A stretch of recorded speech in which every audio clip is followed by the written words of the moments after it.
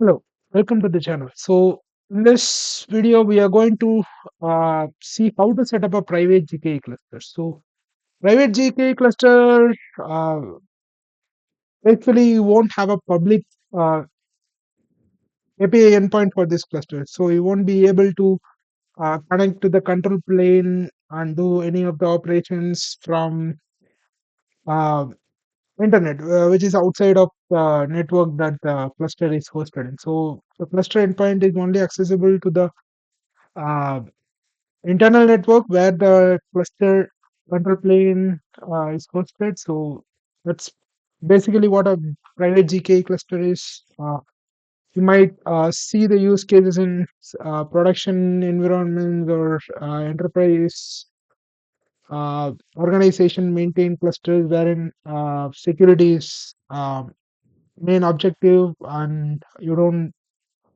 uh,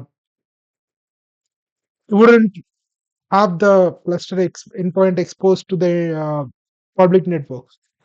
So we'll start with creating the private cluster from console, and then I'll also show you the steps to create the private cluster from the CloudShell, which is Gcloud CLI method.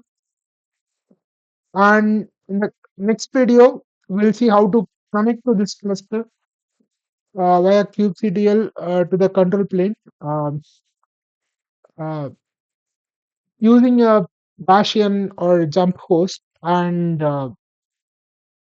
Google Cloud's AIP service. So let's proceed with uh, creating the cluster from the console now, private GKE cluster. Uh, so takes you to the when you click create cluster, it takes you to the autopilot cluster creation. So we are going to switch to standard cluster, which is what we are going to uh, show how to create the private GKE cluster. So cluster name, I'm gonna put something like standard single zone private cluster console, and then for CLI we'll use the CLI name. So yeah, so this is the cluster name. We are gonna put a zonal uh, location type, and we are gonna leave the zone as it is. We are not gonna change that. Nothing else to change. We are going to the node pool. Here we'll change the number of nodes to one because we are not uh, gonna need any more nodes because we are not gonna deploy any workloads here. Uh, so nodes here, I can reduce the disk size because we don't need this additional disk space as well. Security, metadata, no changes, automation, no changes in the control, in the networking. So under control plane access is where you can control the parameters, which will uh, will customize to make our GKE cluster as a private cluster. So I'm gonna expand under here. Will I'm gonna expand this. Uh, So basically here if you see by default access using the control plane's external IP address option is selected.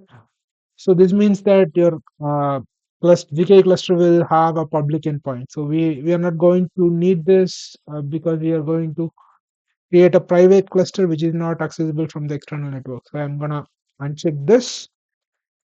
So that means by default authorized networks option is enabled. So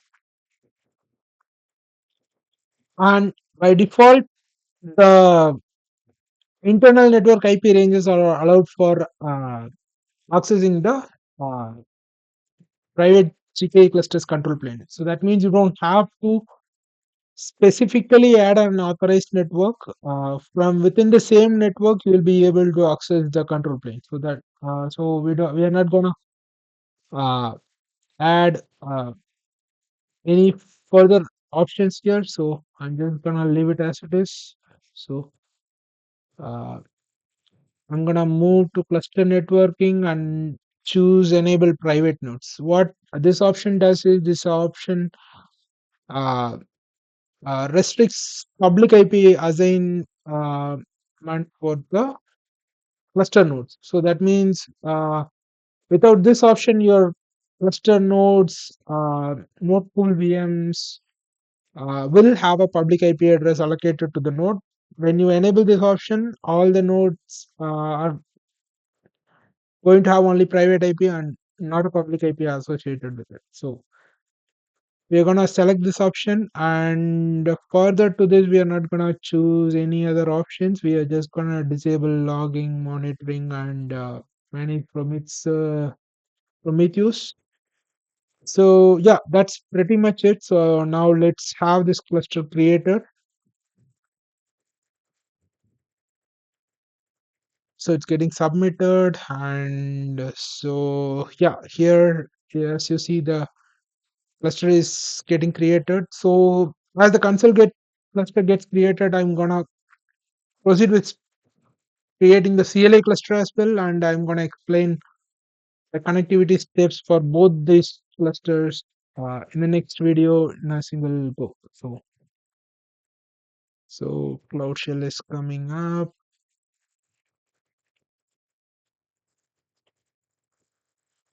So yeah, so we can run this command to check the details, like what is the current uh, project that is selected, what is the account that it is selected. So it's all good. So I'm gonna paste the command that I copied here, which I created. This is to create the private cluster. So Gcloud beta container clusters create the cluster name, the zone where the cluster will be created, enable private endpoint. So this option makes sure that the external endpoint is not created for this cluster. And then this option is what we show particularly selected in the networking section, which is to disable public IP assignment to the cluster nodes. And then also this option needs to be added when you create the private endpoint. So that's pretty much the additional options we have to supply here. And also I'll put a number of nodes equals sorry, number of nodes to I'll set number of nodes to 1, so that we just get one node pool created in the default pool. So we don't need any additional machines. So I'm gonna hit enter here. Yep. So the command got submitted, and as you can see, the cluster is being created. So I'm gonna make this a little smaller and refresh here. So as you can see, um, both the clusters are getting created. So while the clusters are getting created, it takes 5 to 10 minutes. I'm gonna pause the video and then resume it once the clusters are up and running, so that we can go through this cluster configuration. So the console cluster got created. So I'm going to go inside and show you the configuration. Uh, so I'm going to skip everything and directly go to the control plane networking part, which is where customizations that we have done to have the cluster created as a private cluster are located. So as you can see here, so the cluster doesn't have a public endpoint. So that means the control plane can only be accessed using the private endpoint via this IP address specifically. So, uh, excuse, uh, excuse. Uh, so the other things are that authorized networks is enabled, and also if you see the enforce authorized networks and control plane internal endpoint is enabled. Uh, Despite we didn't choose this option specifically during the class creation. This is from Google side. It's being pushed to make sure that uh, the private cluster is properly secured and only accessed by the authorized networks, right? So that's pretty much it. Here the other stuff you can see is if you go to the nodes and click on the nodes from the default node pool, and if you go to the details, you won't see a public IP address associated. Right, let me show you from the VM page. All right. From the VM instances page, you can see the GKE nodes. So if you see here, there is no external IP allocated. Uh, so this is standard private L87K. This is the uh, console cluster node full VM. So if you see here, it doesn't have an external IP. Even if you see this one, I think this should be from the CLI cluster. It doesn't have an external IP.